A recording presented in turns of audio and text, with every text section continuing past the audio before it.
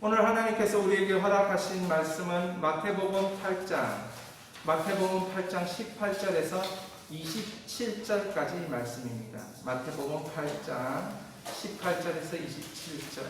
제가 나눠준 프린트물 안에 본문이 들어있습니다. 우리 같이 그 본문을 보시면 되겠습니다. 우리 이 말씀을 통해서 하나님이 이것이 예수님과 동행이다 라는 말씀의 은혜를 우리에게 주실 줄 믿습니다. 우리 18절 제가 먼저 읽고 19절은 여러분이 읽고 이렇게 서로 교독하도록 하겠습니다. 18절 제가 읽겠습니다. 예수께서 무리가 자기를 에워 싸는 것을 보시고 건너편 가기를 명하시느니라.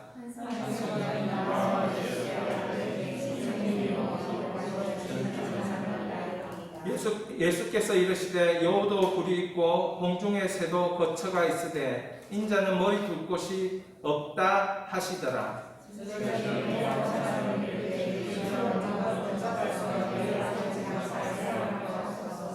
예수께서 이르시되 죽은 자들이 그들의 죽은 자들을 장사하게 하고 너는 나를 따르라 하시니라. 바다에 큰 놀이 일어나 배가 물결에 덮이게 되었으니 예수께서는 주무시는지라.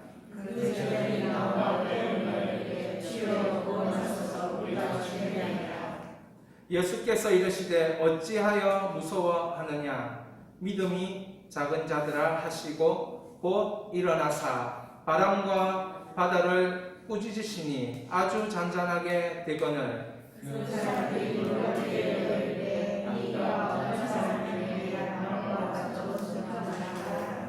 아멘.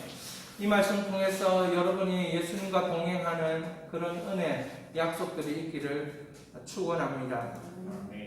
하나님이 받는 것이 있고 하나님이 받지 않는 것이 있다. 이런 생각을 이번 한 주간 참 많이 했습니다. 제가 한 달에 한 번씩 이렇게 3일간 금식하면서 이런 생각을 했죠. 하나님이 저의 금식을 받으실까, 받지 않으실까, 이런 생각을 했습니다. 그래서 이번 3일 금식하면서도 하나님 습관적으로 하는 금식이 아니라 정말 하나님 며칠 안 되는 것 같지만 하나님이 하라고 하신 금식이니까 이 3일을 하나님 받으시는 금식을 할 수 있도록 그렇게 인도해 주시옵소서 기도하는 마음이 있어서 한 주간 하나님 받으시는 것은 어떤 것인가 이런 생각들이 많이 있었습니다. 그러면서 생각난 본문이 가인과 아벨의 본문이었어요. 가인과 아벨은 동시에 하나님께 제사를 드렸지만 하나님은 아벨의 제사를 받으시고 열심히 가인이 농사하여서 얻은 소산물의 제사는 받지 않으셨습니다. 이것에 대한 여러 가지 해석이 있죠. 어린 양을 드렸기 때문에 아벨의 제사를 받은 것이다. 가인은 첫 소산물을 드린 것이 아니어서 하나님이 받지 않으신 것이다. 그러나 성경은 이렇게 얘기합니다. 믿음으로 아벨은 가인보다 더 나은 제사를 드렸다. 히브리서 11장에 그렇게 말하고 있어요. 믿음으로 드렸기 때문이다. 여러분, 믿음으로 시작한 것은 하나님이 받으시는 줄 믿으시기 바랍니다. 믿음으로 하나님은 믿음을 통해서 드려진 것, 그것이 어떠한 것이든 크든 작든 그것이 관계가 없어요. 어리든 어른이든 그것이 관계가 없어요. 믿음으로 드린다면 아주 보잘것없는 것이라도 그것이 우리의 마음이 들어가고 인격이 들어가고 믿음이 들어간 것은 하나님이 받으신다는 거죠. 요한 사도는 요한일서 3장 12절에 가인에 대해서 악한 자에게 속했기 때문에 하나님이 받지 않으셨다라고 기록하고 있습니다. 그러니까 어디에 속한 것이냐에 따라서 하나님은 받지 않는 것이에요. 여러분, 헌금을 드리더라도 여러분이 예를 들어서 고도를 해가지고 광나고 상대방 피박 세워가지고 그러니까 벌어온 거를 여러분이 아싸 이거 헌금해야 되겠다 이래가지고 헌금을 했죠. 하나님 안 받으신다는 거죠. 그런 거 안 받아요. 술 장사 해가지고 버는 거 하나님 그거 안 받으신다는 거예요. 그러니까 여러분 우리가 해야 될 것이 뭐냐? 하나님이 받으시는 게 뭐냐? 하나님이 받으시는 게. 그것을 여러분들이 생각할 수 있기를 바랍니다. 저는 이 본문을 딱 보면서 무슨 생각이 딱 들었냐면, 제가 수요일은 기도회가 있기 때문에 이제 기도회 준비하고 저녁에 기도한다고 집에서 이제 기도를 했어요. 다음 날은 기도원에 제가 갔었는데, 가서 딱 앉아서 이번 주 설교할 본문을 딱 보는데 제 마음에 탁 떠오르는 한마디가 있었어요. 그것은 본문에 이것이 나옵니다. 23절에 보면 배에 오르심에 제자들이 따랐더니 라고 되어 있는데, 배 떠나기 전에 올라타라, 이 마음이 딱 들었어요. 한번 따라해 볼까요? 배 떠나기 전에 올라타라. 예, 여러분 배 떠나기 전에 올라타시기를 바랍니다. 오늘 설교 듣고 여러분 배 떠나고 나면 여러분들이 저보고 태워달라 아무리 해도 제가 태워주는 게 아니고 주님이 태워주는 거기 때문에 이게 올라탈 수가 없어요. 그죠? 자, 그런데 23절에 보니까 배에 오르시니 제자들이 떠났더니 이렇게 돼 있는데, 그러면 뭐 그 전에 어떤 일들이 있었는지 한번 살펴보도록 하겠습니다. 19절에 보면 서기관이 나왔어요. 이 서기관은 뭡니까? 성경을 가르치고 성경을 기록하는 율법학자와 같은 역할을 하는 사람들이 서기관들이었어요. 서기관이 예수님께 나와서 뭐라고 얘기합니까? 선생님이여 라고 합니다. 선생님이여. 여러분, 선생님이여 어디로 가시든지 저는 따르리이다 라고 시작하고 있어요. 21절에 보십시오. 제자 중에 한 사람이 나와서 뭐라고 예수님을 부릅니까? 주여 라고 불러요. 여러분, 선생님하고 주는 다른 것이에요. 선생님이여 라고 부르니까 예수님이 뭐라고 대답하십니까? 예수께서 이르시되 여호도 굴이 있고 공중의 새도 거처가 있을 때 인자는 머리 비울 곳이 없다 하시더라. 선생님이여 하고 부르는 네가 나를 따라오면 너는 함께 할 곳이 없다. 너는 어려움을 당할 것이야. 너는 불안해할 것이야. 너의 삶에 대해서 불안해할 것이야. 걱정이 생기게 될 것이야. 선생님이여 부르면서 따라 나오는 그 사람에게 예수님은 내 따라오면 네 어렵대. 내 따라오면 네 삶이 꼬인대. 내 따라오면 함께 거할 수 있는 거처도 없는 사람이 나야. 네가 내 따라오면 어떻게 될지 알고 따라와야지 라고 하면서 예수님이 따라오려고 하는 그 사람에게 뭐하고 있습니까? 네, 겁주고 있습니다. 여러분, 예수님 따라갈 때 혹시나 겁나는 일이 여러분에게 있습니까? 예수님 따라가려고 할 때, 예수님 따라가면 손해보겠는데? 뭐 이런 통밥과 계산이 이렇게 됩니까? 그때 여러분 어떻게 할지 잘 생각해 보시기 바랍니다. 배 떠나기 전에 뭐하라고요? 올라타시기를 바랍니다. 그때가 배가 지금 떠나려고 하는 순간이에요.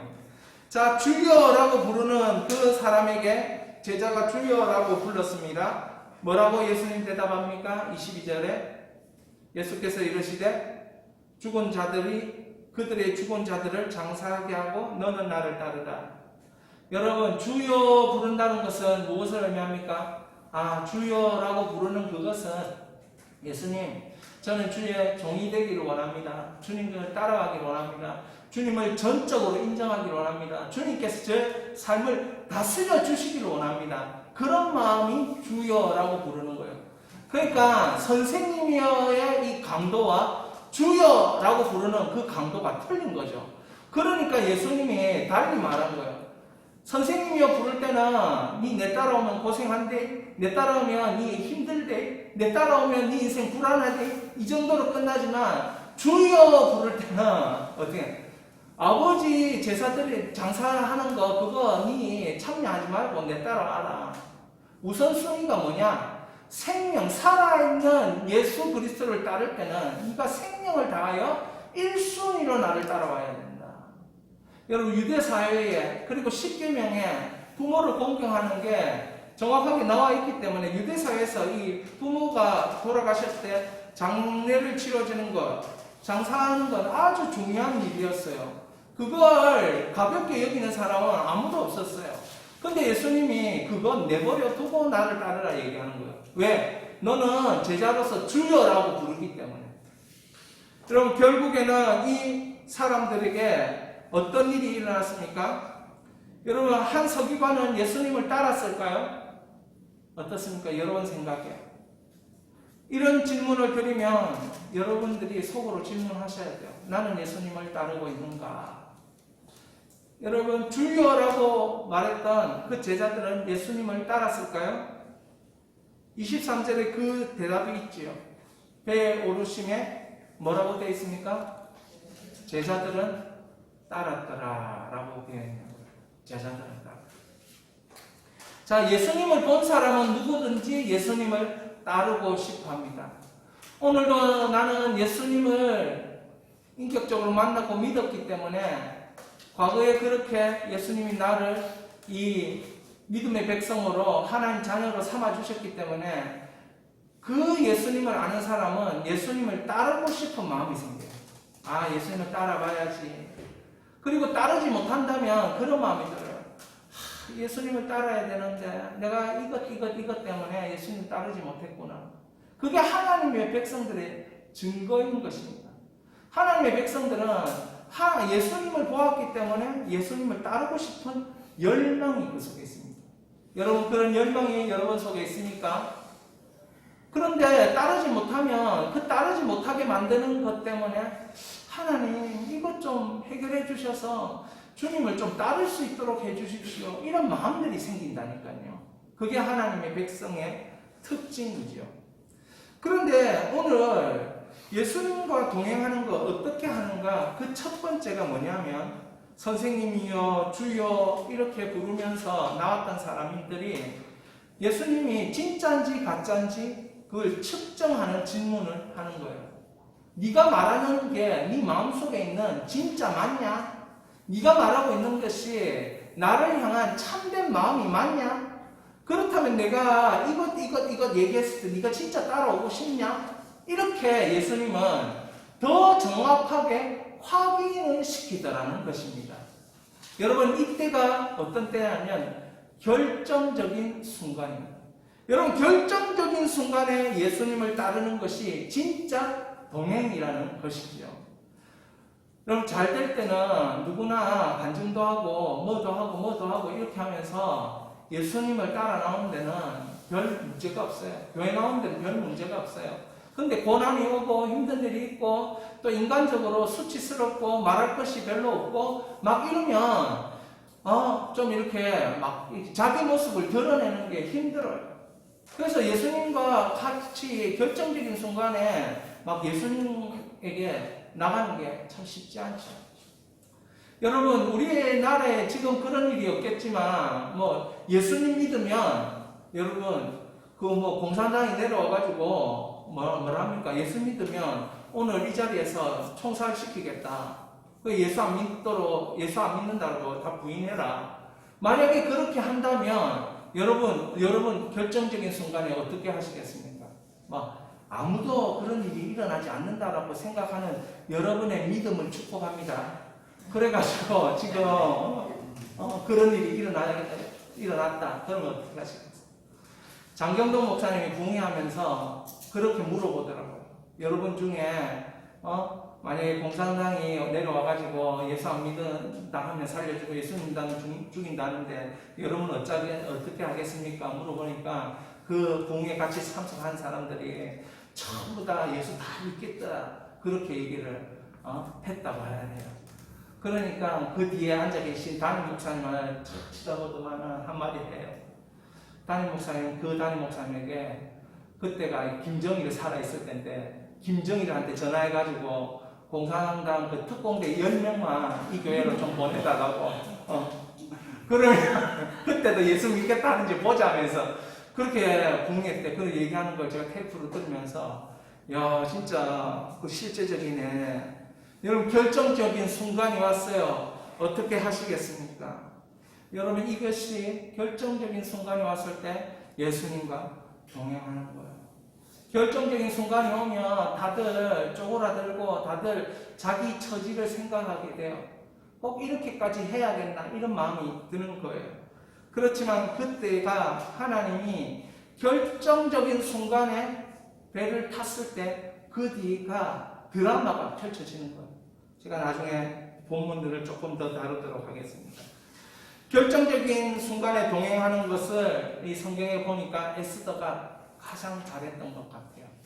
한번 우리 에스더 4장 14절 읽겠습니다. 모르드게의 말입니다. 시작. 이때 내가 만일 잠잠하여 말이 없으면 유대인은 다른 데로 말미암아 너희와 구원을 얻으려니와 너와 내 아버지 집은 멸망하리니 내가 왕후의 자리를 얻은 것이 이때를 위함이 아닌지 누가 알겠느냐 하니 모르드게가 지금 하나님의 때와 하나님의 목적을 에스더 고아와 같은 에스더를 이 모르드게가 키웠어요. 에스더는 별이라는 뜻의 이름을 가진 여인이에요. 그러니까 이 고아와 같은 에스더를 별과 같이 아름답게 키워서 이제 왕후가 되는 그 길을 열어준 사람이 모르드게인 것이에요.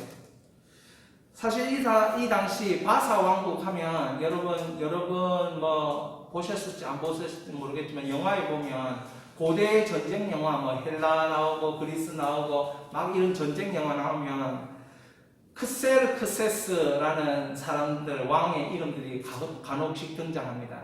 이걸 히브리어로 하면 아하수에로 왕이에요. 그러니까 이 바사 왕 바벨론 127도 이때에 유다인이 1500만이 살았어요. 1500만이 살았으니까 이게 정착을 하고 뭐 나름대로 종교의 자유도 거기에는 있었고 자연스럽게 생업활동 이런 상업활동 하는 것도 있었고 하기 때문에 그 127도에 있는 1500만 명이 경제적으로 또 이제 70년 동안 이렇게 살면서 나름대로 갖추고 있는 삶이 다 있었던 거예요. 그런데 이 하만이라는 아말렉 족속의 그 고향 역사를 보면 이스라엘과 아말렉은 원수지간 비슷하게 전쟁도 하고 그런 관계잖아요. 그때까지도 이 아말렉은 이스라엘과 유대인과 감정이 별로 좋지 않았어요.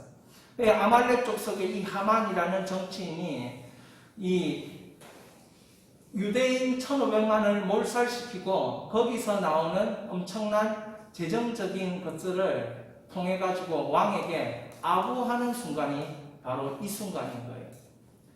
이제 크세르크세스 아하수에로 왕이 헬라하고 전쟁을 벌였어요. 전쟁을 벌였는데 전쟁에 패하게 된 거예요.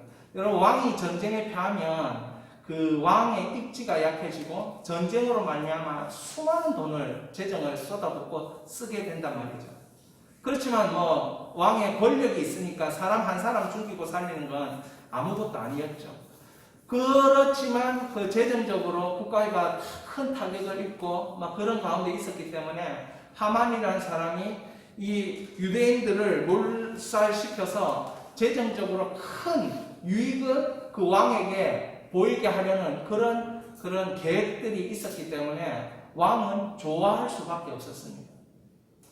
그러니까 그 하만의 계획을 모르드게라는 이 모르드게는 그 당시에 별반 그 뛰어난 어떤 그 정치인이 아니고 대궐 문 앞에 그냥 지키는 수문장 정도 비슷한 사람이었어요. 그런 모르드게가 어느 날 이 아하수에로 왕을 암살하려는 계획을 알려주고 그 아하수에로 왕이 목숨을 구하게 되는 그런 사건이 있습니다. 그런데 그것을 그 자기들 역사책에 기록은 했지만은 그 당시 모르드게가 충분한 보상을 받지 못한 거예요. 그런 과정 중에 막 있었는데 이제 충분한 보상을 받지 못한 채 열심히 살다가 하만이 자기 유대 민족을 몰살시키려는 계획을 모르드게가 알게 된 거예요. 그래서 오늘 에스더 4장 14절을 에스더에게 찾아가서 한 것입니다. 그래서 에스더 4장 16절에 에스더가 이렇게 말하는 거예요. 고아와 같은 자기 자신을 키워준 모르드게에게 이렇게 말합니다. 같이 4장 16절 읽습니다. 시작. 당신은 가서 수산에 있는 유대인을 감아오고 나를 위하여 금식하되 밤낮 산 일을 먹지도 말고 마시지도 마소서. 나도 나의 시녀와 더불어 이렇게 금식한 후에 규례를 어기고 왕에게 나아가리니 죽으면 죽으리이다 하니라. 결국 에스더는 하나님이 섭리로 자기를 이 왕으로 만들어 주신 것, 이때에 하나님의 백성을 구하기 위한 목적으로 자기를 세워 주셨다는 걸 깨닫고 3일 금식하기로 마음을 먹은 겁니다. 근데 나 혼자 금식해가지고는 안 된다. 왕에게 나갔을 때 왕 금빛의 호를 나에게 이렇게 내밀면 내가 살고, 만약에 그걸 거두게 되면 내가 죽게 되는데, 말도 해보지도 못하고 죽을 수가 있다. 내가 3일 금식하겠으니 유대인들을 다 모아서 3일 금식 같이 해주십시오 라고 부탁을 한 것입니다.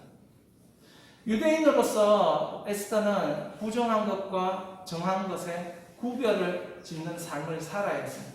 그러나 그 생명이 걸린 일이기 때문에 부정한 것과 정한 것을 드러내지 못하고, 그러니까 예를 들면 왕이니까 왕궁에 들어가서 부정한 음식, 왕 제사에 드려진, 다른 신에게 제사에 드려진 음식을 먹는다든지 이건 부정한 거예요. 그러나 그는 그 유대인임을 밝힐 수 없었기 때문에 그런 것을 먹죠. 그런 부정과 부정하지 못한 것, 이런 구별이 없는 그런 삶을 사실은 살았어요. 그럼에도 불구하고 하나님께서 에스더에게 용기를 주시고 은혜를 주시고 하나님 기억하신 거예요. 에스더서에는 하나님이라는 단어가 나오지 않아요. 그러나 그 속에는 하나님에 대한 섭리가 있고 하나님에 대한 목적이 있고 하나님이 자기 백성을 끊임없이 살리시는 은혜가 있는 거예요. 그래서 이 1,500만 명을 다 구원하는 그 일로 이스라엘의 부림절이 생긴 것입니다. 고린도전서 1장 27절에 이렇게 이야기합니다. 같이 읽습니다. 그러나 하나님께서 세상에 미련한 것들을 택하사 지혜 있는 자들을 부끄럽게 하려 하시고 세상에 약한 것들을 택하사 강한 것들을 부끄럽게 하려 하시며, 결국에는 하나님의 방법은 뭡니까? 세상에 미련한 것을 택하는 거예요. 세상에 약한 것을 택하는 거예요. 그래서 어떻게 하십니까? 부끄럽게 하십니다. 지혜 있는 자가 부끄럽고 강한 자가 부끄럽게 만든 것입니다. 여러분 약하다 생각하십니까? 지혜가 없다고 생각하십니까? 여러분이 하나님 앞에 선택받은 줄 믿으시기 바랍니다. 여러분을 통해서 많이 가진 자들이 부끄럽게 생각할 날이 올 것입니다. 아브라함에게 너를 축복하는 자를 내가 축복하고 너를 저주하는 자를 내가 저주하리라.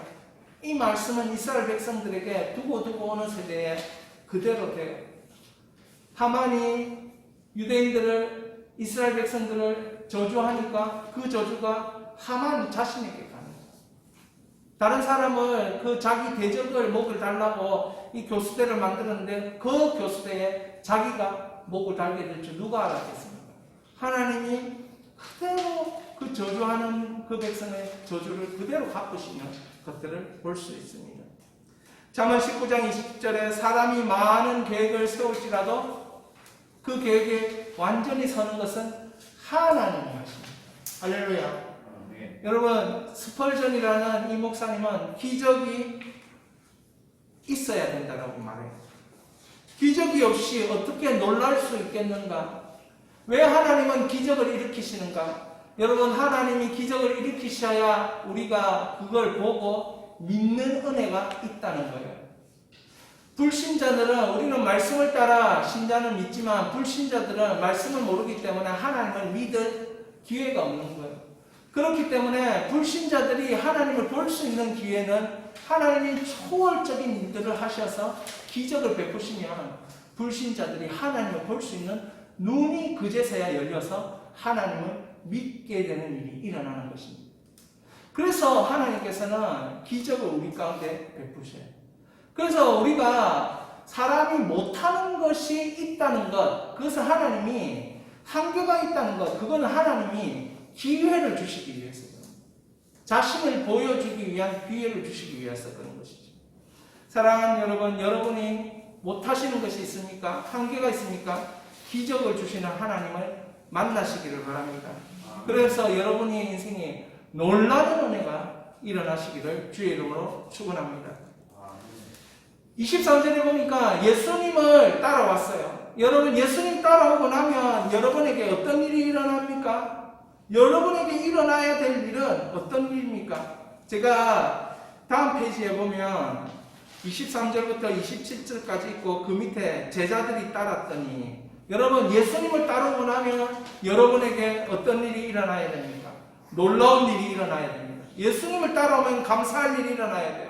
기뻐할 일이 일어나요. 하나님께 영광 올려드릴 일, 돌릴 일이 일어나고 복된 일이 일어나야 돼요. 근데 예수님을 따라왔는데 제자들이 배 떠나기 전에 배를 탔어요. 24절에 어떤 일이 일어났습니까? 바다에 큰 놀이 일어나 배가 어떻습니까? 물결에 덮이게 되었으니, 배 떠나기 전에 배를 탔어요. 예수님 따라오는 것이다. 예수님이 서기관하고 그 제자에게 하는 말이 있었잖아요. 네가 내 따라오려면 네 거 다 버리고 따라와야 되는데, 네가 내 따라오려면 아버지 장사도 내려놓고 내려와야 된다. 이렇게 말해놓고는 예수님 따라왔는데 감사할 일, 기뻐할 일, 놀랄 일, 아름다울 일, 박수칠 일, 이런 거 안 일어나고 어떤 일이 일어났습니까? 배가 물에 전복되게 되어 있어요. 여러분, 항상 예수님을 따라와서 놀랄 일, 감사할 일, 기뻐할 일, 기적, 영광 돌릴 일, 아름다운 일, 박수칠 일 일어나기 전에는 여러분, 우리에게 찾아올 일이 두려워하는 일이 찾아오는 거예요. 제가 예수님을 처음에 딱 믿을 때 교회에 예배드리러 들어왔는데 머리가 왜 그래 아픕니까? 그런데 예배 끝나고 딱 갔는데 머리가 안 아픈 거예요. 다음날 딱 왔는데 예배 드리러 딱 들어오니까 머리가 아픈 거예요. 그 다음에 예배 끝나고 집에 가는데 머리가 안 아픈 거예요. 이게 한 3번 딱 반복되니까 사람이 교회에 가야 되나 말아야 되나, 내가 꼭 아파가면서까지 교회 가야 되나, 그런 마음이 생기는 거 있죠. 제가 기도를 알게 됐어요. 기도를 해야 되는구나. 그래서 자기 전에 기도를 하기 시작했어요. 20대 때. 기도를 하는데 제 눈에 있잖아요. 이해하고 들으십시오. 칼이 날라와가지고 내 목을 댕그랑 잘라버리는 그런 그림을 보게 된 거예요. 무섭지요? 그죠? 예수 믿다가 죽는가 보다 이래서 그날 무서워서 그냥 잤어요. 자고 나서 한참 생각을 했죠. 그 다음날 생각을 했어요. 이렇게 해서 예수 못 믿는 건가? 이거 일어나는 일도 아니고 그냥 잠깐 보이는 일인데 그것 가지고 예수 믿고 안 믿고를 그걸 얘기하지? 이런 어떤 젊은 날에 이제 논리적으로 생각해보니 정말 허황된 거예요. 그 눈에 그거 보였다고 해가지고 내가 기도할 일 안 하고 막 그러는데 허황됐는데, 그럼 다시 보이면 그럼 죽어버리지 그런 생각을 하게 된 거예요. 여러분, 그 죽어버리지 이래도 사실은 저한테 죽음이 찾아오면, 그거 믿는다고, 예수님 믿는다고 죽음이 찾아오면 또 그때는 또 자세가 달라질 수도 있어요. 제 솔직한 심정입니다. 그때는 그냥 죽어버리지 이렇게 생각했는데, 그래서 기도를 했어요. 근데 그날 이후부터 그런 게 없더라는 거죠. 그날 이후부터 교회 들어가서 머리 아픈 일 없더라는 거죠. 아멘. 오히려 들어와서 예배드니까 머리가 더 맑아지고 더 은혜가 있고 더 선명해지더라는 겁니다. 사랑하는 여러분, 처음에는 예수님 따르면 처음에는 못 믿게 하려고 마귀가 가증수를 써요. 못 믿게 하려고. 왜? 영원한 생명을 얻는 것이고 하나님과 교통이 일어나는 것이고 인생이 완전히 바뀌는 것이기 때문에 하늘에서 오는 모든 좋은 것을 경험하는 그런 은혜가 열리는 시간이기 때문에 마귀는 잘 도적질하고 죽이고 이런 특성을 가지고 있는 마귀는 안 보내려고 하죠. 그래서 계속 안 좋은 것으로 위협을 해요. 니 그렇게 하면 이렇게 될 거야. 니 그렇게 하면 이렇게 어려운 일이 일어날 거야. 봐라, 종교 2개 있으면 집이 어찌 되는 줄 알아? 두 종각 나는 거야. 이렇게 하면서 교회는 한 교회만 다녀야 돼. 그래서 그렇게 우리를 힘들게 하는 일이 처음에는 일어나요. 그런데 그게 딱 극복이 되고 나서 예수의 이름으로 극복이 되고 나면 어떤 일이 일어나요? 그때부터는 놀랄 일, 감사할 일, 기적, 기뻐할 일, 영광 올려드릴 일, 아름다운 일, 박수칠 일, 이런 게 일어나요. 그래서 제가 요즘 와서 제가 듣는 말, 제가 뭐 좀 해주면 우리 아이들이 기억시옷 이렇게 얘기해요. 여러분 기억시옷이 뭔지 압니까? 감사. 여러분 이 정도는 아시네요, 그죠? 그 줄여가지고 말하는 것을 자주 해요. 기억시옷. 그 다음에 뭐 또 있어요. 기억이 잘 안 나서. 그래서 저도 줄이기로 마음 먹었어요. 제자들이 따라갔을 때 그 위에 롤, 감, 기, 영, 아, 박 일어난다. 말도 안 되는 건데 제가 이렇게 하는 이유는 여러분 삶에 예수 따르다 보면 롤, 감, 기, 영, 아, 박이 일어난다는 것을 믿으시기 바랍니다. 놀랄 일이 일어나는 줄 믿으시기 바랍니다. 감사할 일이 일어나는 줄 믿으시기 바랍니다. 기뻐할 일이 일어나는 줄 믿으시기 바랍니다. 하나님께 영광 올려드릴 일이 일어날 줄 믿으시기 바랍니다. 아름다운 일이 일어나서 박수칠 일이 일어날 줄 믿으시기 바랍니다. 그래서 놀, 감, 기, 영, 아, 박인 거예요. 이 기자에는 기뻐하다는 뜻도 있지만 기적도 포함되어 있어요. 여러분 이거 계속 오늘 설교 다른 건 다 기억 못해도 요거만 딱 기억하고 가십시오. 예수 믿으면 결정적인 순간에 두려움을 뛰어넘으면 하나님이 놀, 감, 기, 영, 아, 박을 주신다. 사랑하는 여러분, 배가 물결에 덮였을 때 이 예수님의 제자들이 어떻게 합니까? 예수님 찾아가서 어떻게 합니까? 여러분 이 배에 탄 것이 자체가 예수님과 동행하는 게 아니에요. 우리는 그렇게 생각해요. 교회만 나오면 예수님과 동행이 시작됐다 이렇게 생각하지만 그렇지 않아요. 배에 탔어도 예수님과 진짜 동행하는 사람은 예수님 자꾸 속마음을 자꾸 점검하잖아요. 귀찮게.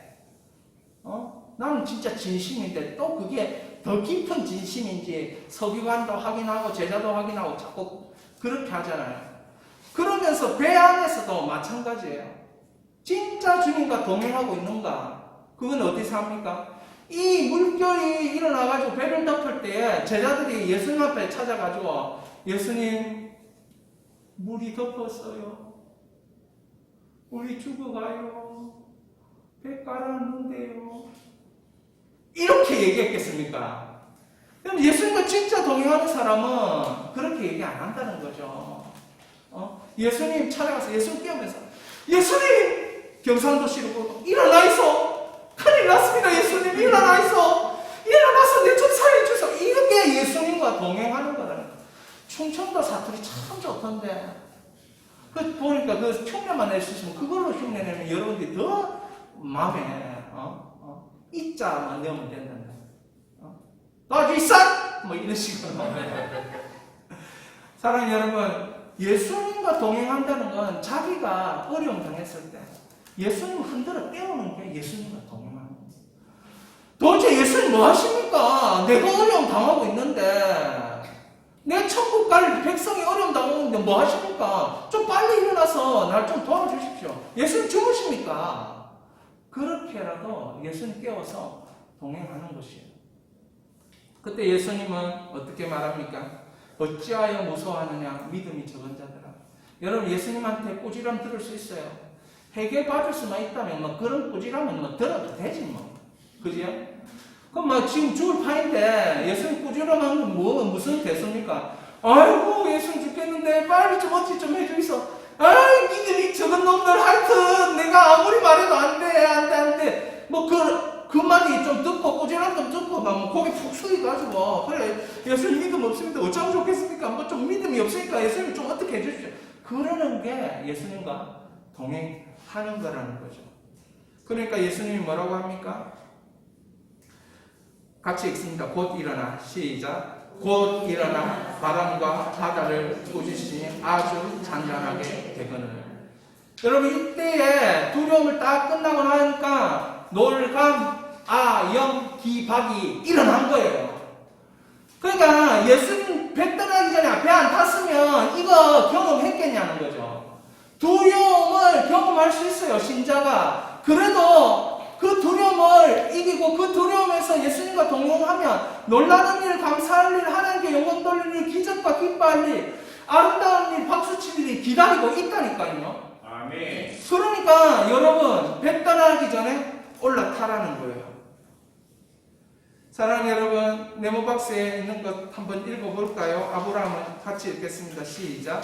아브라함은 하나님의 약속을 바라보며 믿음의 길을 가는 성도였다. 요셉은 하나님이 주신 꿈을 바라보며 동행의 길을 가는 성도였다. 다윗은 하나님의 성품을 깨닫고 찬양하는 형통의 길을 가는 성도였다. 다니엘은 하나님 앞에서 깨끗하기를 결단하고 기도의 인생길을 가는 성도였다. 이사야는 예수 그리스도의 구원을 예언하며 구원의 길을 기다리는 성도였다.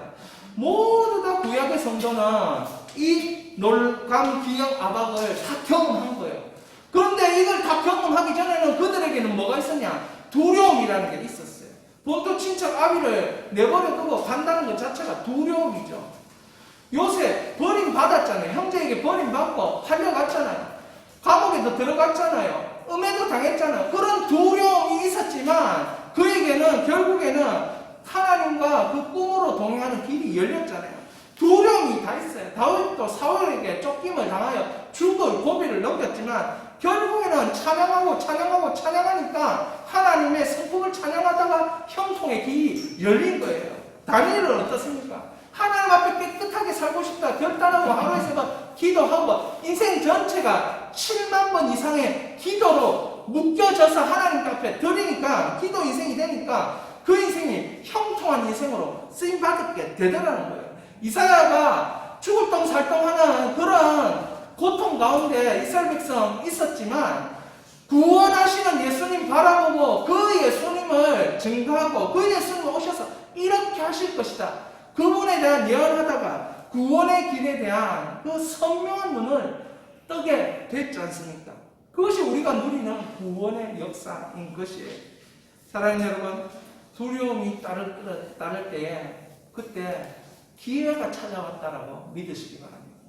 두려움이 있을 때에 폭풍이 일어날 때 그래 이제부터 하나님의 드라마가 시작되는 거야. 이때 더 배에 올라타야지 이런 마음을 먹으시기를 바랍니다. 저는 그런데 세 번째 마지막으로 마무리하면서 이 배를 탔을 때 베드로가 있었다는 거예요. 그죠? 이 베드로가 있었을 때 건데 베드로가 이때의 예수님의 모습을 보고 무슨 생각을 했을까?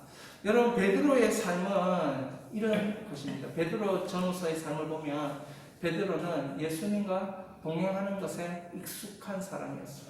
제자로서 동행해왔고 성령으로 말미암아 예수님과 동행하는 삶을 살았기 때문에 그래서 베드로의 삶을 보면서 귀한 빛에 들어가는 것이 예수님과 동행하는 거다. 제가 그렇게 결론을 맺고 싶습니다.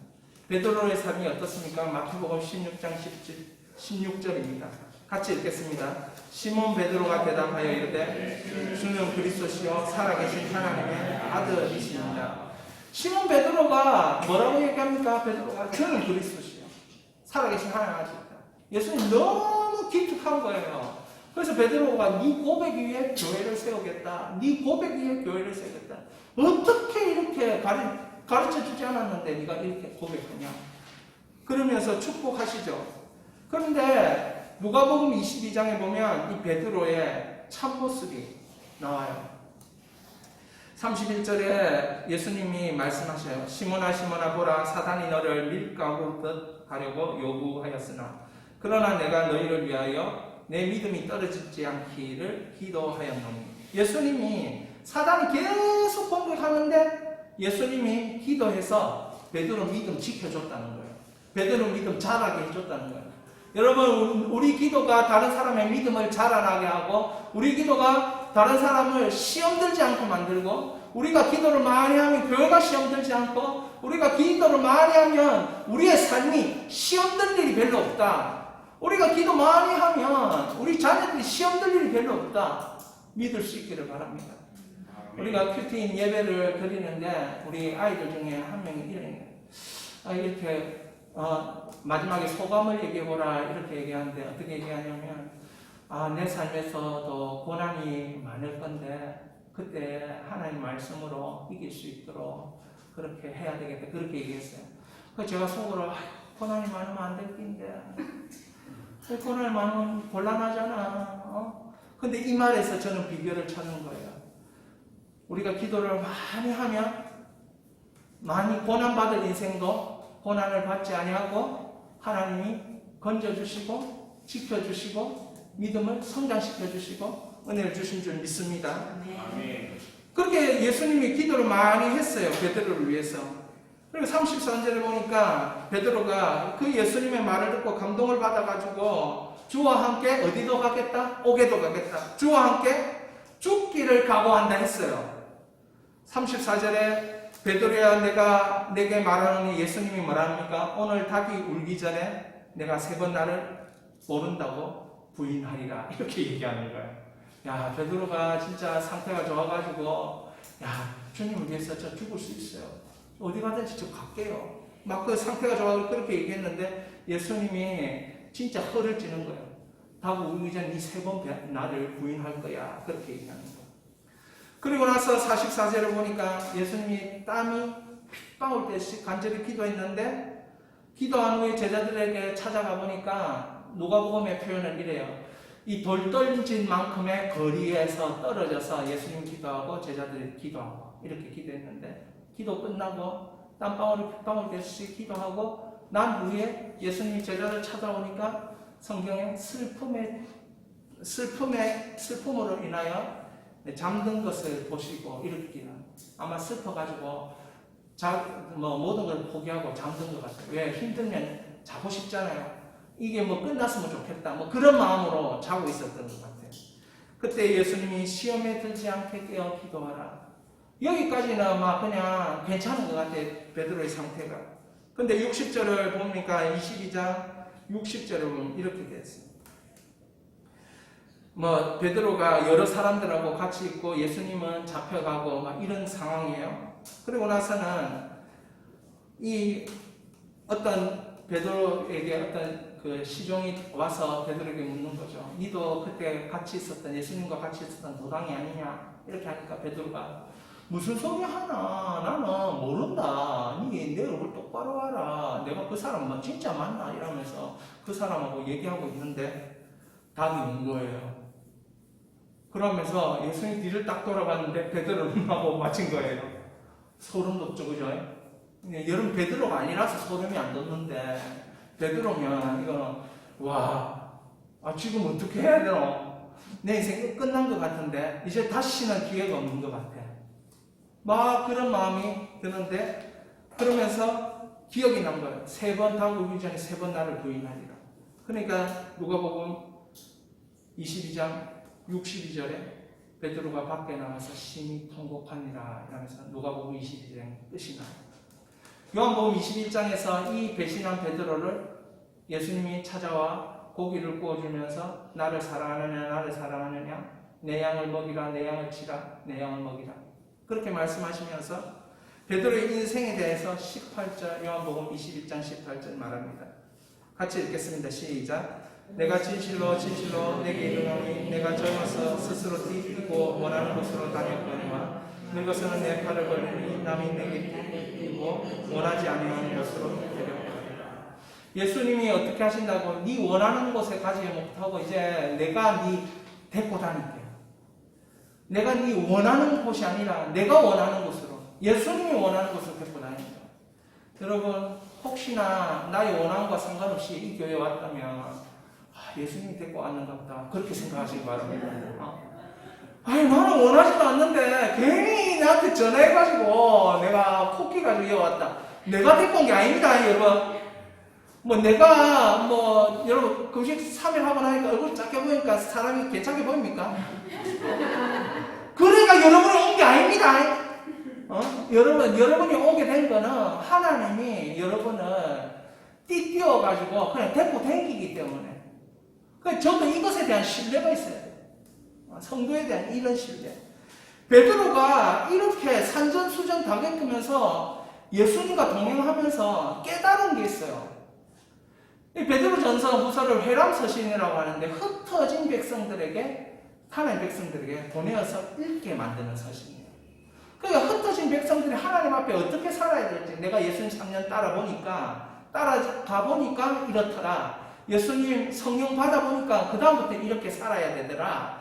이런 것들을 빠삭하게 깨닫고 있는 사람이 베드로고, 그래서 이 회람서신 베드로전후서를 보내면서 흩어진 백성에게 어떻게 살아라. 그 베드로전서 1장 1절에 갑바도기와 본도, 갈라디아, 비두니아, 그러니까 성령의 역사가 일어났던 사도행전 그 지역의 사람들과 동일한 지역에 사는 사람들에게 거의 대부분 이 회람서신이 보내진 거예요. 그걸 읽으면서 이제 어떻게 살아야 되냐 가르쳐 주는 거죠. 그게 베드로전서 2장 9절인 거예요. 자, 같이 읽겠습니다. 그러나 너희는 택하신 족속이요 왕같은 제사장들이요 거룩한 나라요 그의 소유된 백성이니 이는 너를 어두운 데서 불러내어 그의 귀한 빛에 들어가게 하시니에 아름다운 덕을 성취하게 하려 하십니다. 여러분, 예수 믿으면 뭡니까? 택하신 족속이고, 예수 믿으면 왕같은 제사장이고, 예수 믿으면 거룩한 나라고, 예수 믿으면 예수님의 소유고, 이렇게 돼요. 자, 우리 신분이 뭡니까? 예수 믿으면 택하신 족속이에요. 예수 믿으면 선택받았다. 예수 믿으면 왕같은 제사장이다. 예수 믿으면 거룩한 나라다. 거룩한 나라의 뜻이 뭡니까? 나를 통해서 나라를 이룰 것이라는 믿음을 가지라는 의미인 거예요. 한 사람이 나라를 이룰 수 없잖아요. 하나님 백성들이 모여야 나라가 되는 것처럼. 그러니까 왕같은 제사장들을 통하여 거룩한 나라를 이루는 것이죠. 이게 우리의 선택받은 이유인 거예요. 그런데 이는 이라고 풀어줘요. 이는 왜 이렇게 선택했냐? 왜 이렇게 선택한 것이냐 하면, 이는 너희를 어두운 가운데서, 어두운 마귀의 세상에서 불러내어 그의 귀한 빛, 예수님의 귀한 빛이, 여러분 예수님의 귀한 빛이 있는 거예요. 예수님은 하나님이죠. 하나님이시기 때문에 하나님으로서 가지고 있을 수 있는 모든 것이 그 속에 있는 것이요. 그의 귀한 빛 안으로 우리를 뭐라 합니까? 초청하시는 거예요. 여러분, 여러분의 귀한 빛 안으로 들어가시기 바랍니다.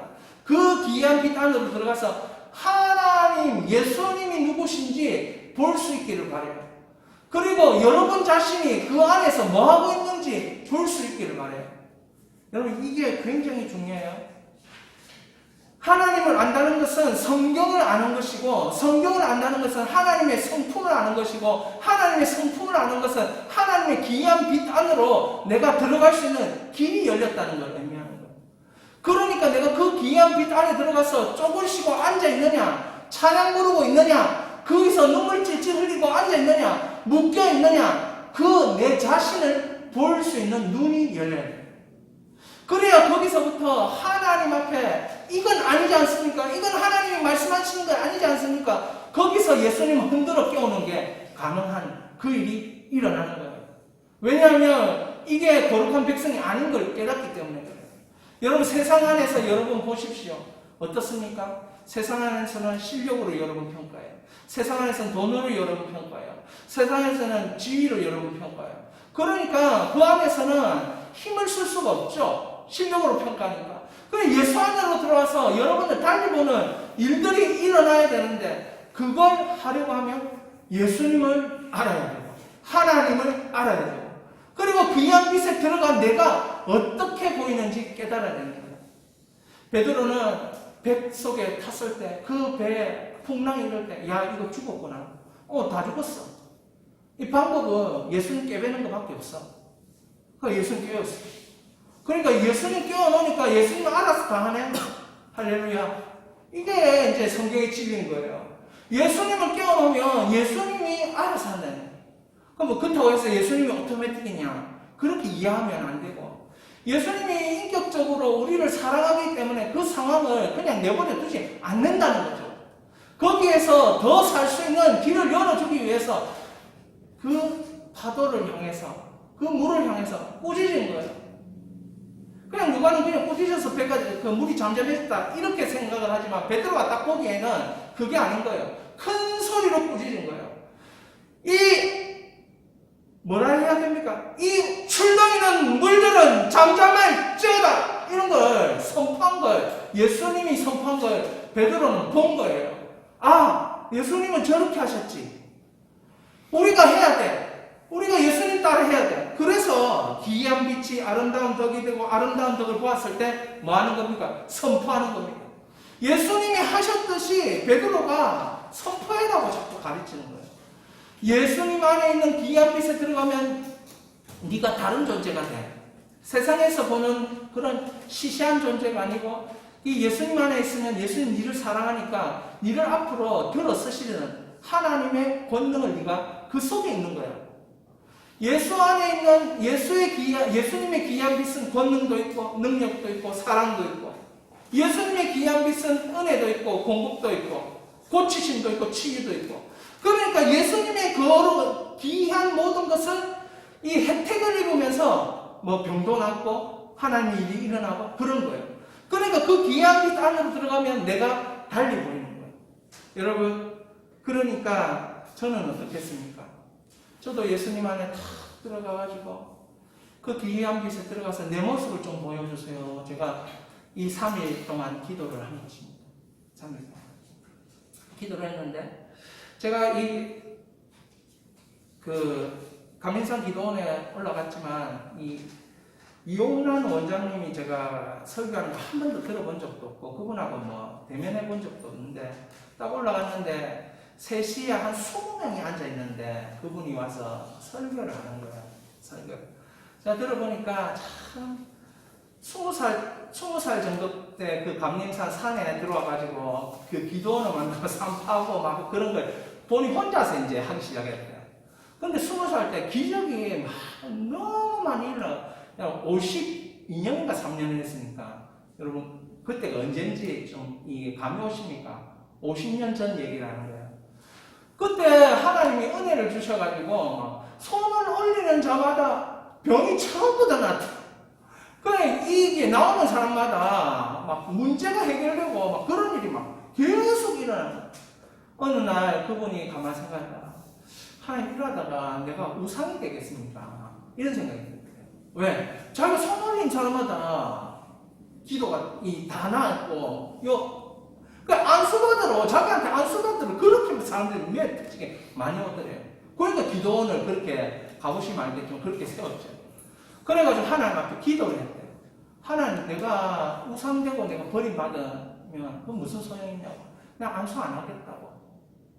그러니까 사람 많아져서 안수 안 한다면서 거드름 피우는 거라면서 사람들이 그렇게 자기에게 이렇게 화살을 쏘더래요.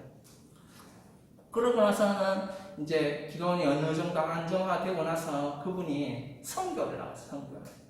선교를 나갔는데 도와달라는 선교사님들이 너무 많아가지고 한 번 나가면 이 컨테이너를 채워가지고 이렇게 나가는데 그 컨테이너를 한 번 싣고 가면은 비행기를 싣고 가면 200만 원 정도 드는데요. 그러니까 이 옷 같은 거 1000번을 넣어도 컨테이너 차지도 않는데요. 그래요. 이 옷을 가지고 지나가는 비행기 타는 사람들은 그걸 안 받으니까 30년 팀원이 있으냐. 옷을 꾸격꾸격 입어가지고 이 위에 티셔츠를 18장까지 입혀가지고 데리고 나가죠. 그러니까 그래가지고 애가 선교지에 가가지고 다 나눠주고 그렇게 했대요. 그러다 어느 날 이 선교지에 가서 가지고 간 모든 짐들을 그 나라 국가 세관에게 다 뺏긴 거예요. 하나님 이거 어찌합니까? 이거 찾아야 됩니다. 아유 그러면서 막 하나님 앞에 원망을 하게 했대요. 다른 사람들은 가방만 들고 세계 돌아다니면서 말씀만 전하면 되는데 나도 그렇게 할 수 있는데 하나님 이게 뭐냐고. 나는 기도원도 그래 오래도 하고 이렇게 됐는데 할 수 있는데 그래 어려운 쪽에 가서 이러는데 이 물건이 뺏겨가지고 이 세관이 뺏겨 이렇고 하나님 나 이제 이거 못하겠습니다. 하나님 책임지십시오. 나 이제 이거 안 할 겁니다. 막 그렇게 얘기하니까 하나님이 딱 한마디 하시더래요. 그래 네가 안 해? 딴 사람은 할 사람이 있다면서. 그래가지고 고생해가지고 회개했대요. 하나님 저를 버리지 마시고 꼭 저를 써주세요. 그렇게 기도를 했대요. 제가 처음에 하나님 받는 거 있고 안 받는 거 있다고 그렇게 말씀드렸죠. 여러분 맞는 거예요. 하나님이 받으시는 것이 있고 안 받으면 우리를 하나님이 안 받으면 하나님 손해보고 막 이런 거예요. 그분은 항상 그런다. 저를 좀 써달라고 그런 기도를 한다는 거예요. 저는 그런 간증을 들으면서 야, 하나님이 받으시는 건 헌신이구나 이렇게 됐어요. 헌신.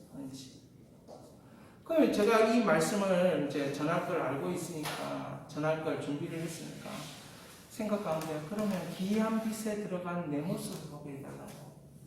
나는 하나님이 영광스러운 줄도 알고 있고, 예수님의 십자가도 알고 있고, 하나님이 얼마나 나를 사랑하신지도 알고 있으니까 내 모습 좀 보게 해달라고. 그 기이한 빛에서 내가 어떻게 하고 있는데, 혹시 제가 쪼그리고 앉아가 울고 있는 아이로 있지는 않습니까? 이런 마음이 드는 거예요. 근데 하나님 앞에 그걸 기도하면서 기이한 빛에 있는 내 모습을 보여달라고 기도를 하는데, 손을 쫙 펴고 하늘을 보면서 막 찬양하는 내 모습이 보이는 거예요. 할렐루야. 아멘이 별로 없으니까. 너무 본 거니까 알는 아멘이 별로 없지. 여러분 친이고 보세요. 얼마나 감동적인지. 근데 그 모습이 뭔지를 3시에 이제 그걸 보고 기도를 계속 했는데, 5시까지 하다가 산에 또 올라가서 기도 동상 올라가서 기도하다가 저녁 7시에 또 내려와가지고 또 말씀을 딱 듣는데, 그 모습이 뭔지가 그 사도행전 7장 55절에 나와 있는 거예요. 할렐루야.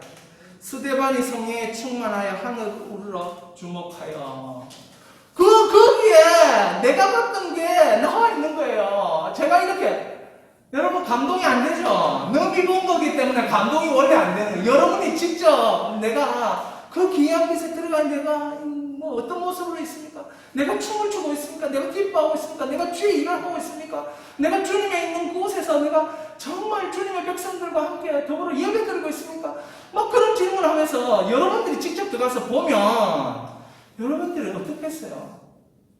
그렇게 하고 나서 저녁에 딱 왔는데 성경에 내 모습을 한 줄 딱 기록해 두셨다는 거예요, 하나님이.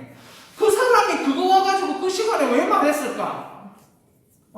그 사람이 굳이 그분이 그걸 얘기할 제가 그날도 헌금을 이제 10,000원 딱 제 주머니에 10,000원 남았는데, 이거 10,000원을 해야 되나? 사람이 10,000원 딱 남았는데 10,000원 헌금하면 뭐 참 하나님 은혜로 감사하게도 어떤 분이 섬겨주셔가지고 차가 있지만은 10,000원 남았는데 10,000원 헌금하고 나면 없잖아요, 그죠? 그래서 내가 30,000원 들고 올라가지고 3시 예배 될 때 20,000원 헌금딱 하고, 저녁에 10,000원 딱 헌금하려니까 안 해도 될 것 같다. 저녁에 사람 숫자도 좀 있고, 뭐 내 안 해도 표도 안 나겠다. 근데 웬걸요, 탁 앉으니까 겸손한 마음을 주시옵소서. 이런 기도가 나오는 거예요. 겸손함. 그래, 저분을 통해서 제가 겸손하게 주의 말씀을 듣고 그렇게 겸손하게 해야 돼. 그래서 제가 그 기도 제목에 겸손한 마음을 주시고 겸손한 사람으로 하나님께서 매일매일 인도해 주시옵소서. 그 절 딱 듣고 10,000원 헌금을 딱 했어요. 그걸 딱 헌금하고 본문을 읽는 순간, 그 순간이 하나님께서 딱 한 구절로 응답해 주시는 거예요. 성령이 충만하여 하늘을 우러러 주목하여. 물론 이 스데반의 마지막은 순교입니다. 그 구절이 순교를 보여주죠. 여러분 그래서 제가 있잖아요. 사실은 그 설교 들으면서 순교의 반열까지 갈 수 있는 은혜를 주옵소서. 내가 적기는 적었어요. 난 그런 기도 해야 된다고 생각했어요. 어쨌든지 하나님이 우리를 보고 있어요. 두려워하는 그 순간에도 우리를 보고 있어요. 어떻게 하시려고? 놀랄 일을 주시고 감사할 일을 주시고 하나님께 영광 올려드릴 일, 기뻐할 일, 기적일, 아름다운 일, 그로 인하여 박수칠 일을 주시는 거예요. 여러분 네모박스에 있는 모든 사람들이 그렇게 살았어요. 한 번 더 읽어보겠습니다. 아브라함은 하나님의 약속을 바라보며 믿음의 길을 가는 성도였다. 요셉은 하나님 주신 꿈을 바라보며 동행의 길을 가는 성도였다.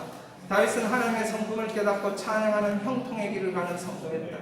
다니엘은 하나님 앞에 깨끗하기를 결단하고 기도의 인생 길을 가는 성도였다. 이사야는 예수 그리스도의 구원을 위하여 구원의 길을 가는 성도였다. 아멘. 여러분 예수 그리스도가 보이십니까? 예수님이 그리스도이심이 보이십니까? 예수님을 통해 아버지 하나님이 창조주 하나님이시여 그분이 나의 아버지이심을 믿으십니까? 나를 사랑하시는 하나님을 믿으십니까? 나의 인생을 통해 하나님께 영광을 올려드리는 인생이라는 걸 여러분 믿으십니까? 그렇다면 영광의 모습도 보아야 하고 여러분 죄인의 여러분의 모습도 보아야 돼요. 그것이 결국에서 씨앗과 같은 인생으로 사용하는 거예요. 아브라함도 씨앗과 같은 인생, 요셉도 다윗도 다니엘도 이사야도 다 씨앗과 같은 인생이었어요. 약속의 씨앗이 주어지니까 믿음의 길이 열어진 거고, 꿈이 주어지니까 동행의 길이 열려진 거예요. 찬양이 주어지니까 형통의 길이 열려진 거예요. 결단이 주어지니까, 결단되게 되어지니까 기도의 인생길이 열려진 거예요. 구원의 믿음을 주시니까 구원의 길을 예언하면서 살 수 있었던 거예요. 여러분, 이 진리 안에 여러분들이 설 수 있기를 바랍니다. 우리 이 시간에 찬양할 것입니다. 우리 잠시 찬양할 때에 하나님의 사랑 변치 않는다. 여러분, 예수님의 말씀은 정확한 진리입니다. 이 진리를 통해서 우리가 경험하는 것이 무엇입니까? 두려워하지 마라 것입니다. 이 진리를 통해서 여러분 경험하는 것이 무엇입니까? 놀, 감, 기, 영, 아박입니다. 여러분, 놀랄 일, 감사할 일, 기뻐할 일, 기적, 하나님께 영광 올려드릴 일, 아름다운 일, 박수칠러 일로 여러분과 함께 하실 줄 믿으시기 바랍니다. 우리 찬양하며 이 시간 나아갑니다.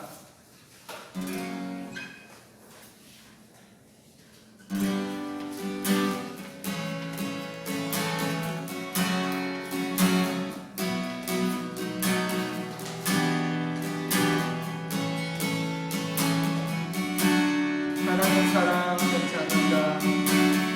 하나님 사랑 변치 않는다. 하나님 사랑 변치 않는다. 세상 변화로 날 버린다 해도 하나님 사랑 변치 않는다. 하나님 내 길 인도하신다. 하나님 내 길 인도하신다. 아멘. 하나님 내 길 인도하신다. 나의 가는 길아 주님께 있으니 하나님 내 길 인도하신다.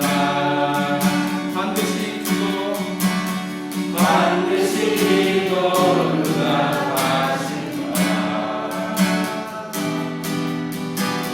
반드시 이도록 응답하신다. 때론 나의 뜻과 다른 길이라도 반드시 이도록 응답하신다.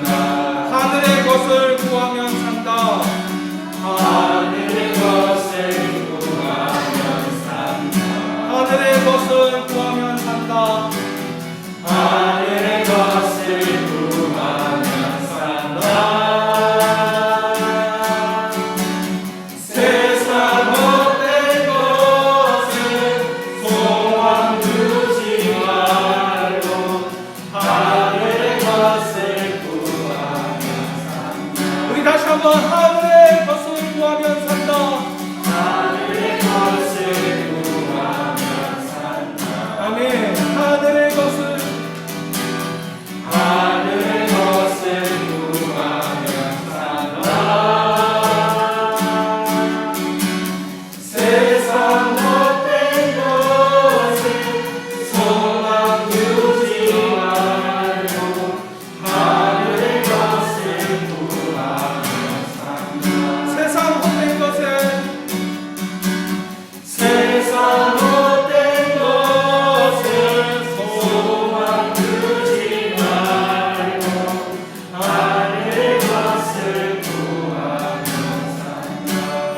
여러분의 머리에 손을 다 올리십시오. 그리고 여러분을 축복하십시오. 여러분을 잘 알고 있는 사람은 여러분입니다. 하나님께서 누구보다도 여러분을 잘 알고 계십니다. 예수님께서 초청하십니다. 기이한 빛 안으로 들어오라. 어둠 가운데 있지 말고 이 시간에 들어가서 고백하십시오. 하나님, 나는 이렇게 복된 인생으로 살고 싶습니다. 과학의 법칙이 있고 자연의 법칙이 있듯 영적인 법칙이 있고 신령한 법칙이 있는 것입니다. 예수 그리스도의 기이한 빛 안으로 들어가서 새로워진 여러분을 보시길 바랍니다. 여러분, 과거에 묶여있던 여러분의 것을 다 버려버리고 새롭게 여러분을 보시기를 바랍니다. 그리고 이 시간에 주여 고백하시면서 아름다운 덕을 나에게 허락하여 주옵소서. 예수님, 나를 통하여 선포하여 주시옵소서. 나를 통하여 하나님의 놀라운 영광을 선포하여 주옵소서. 나는 너를 통하여 이런 계획을 가지고 있다고 선포하여 주옵소서. 그 아름다운 덕을 보게 해달라고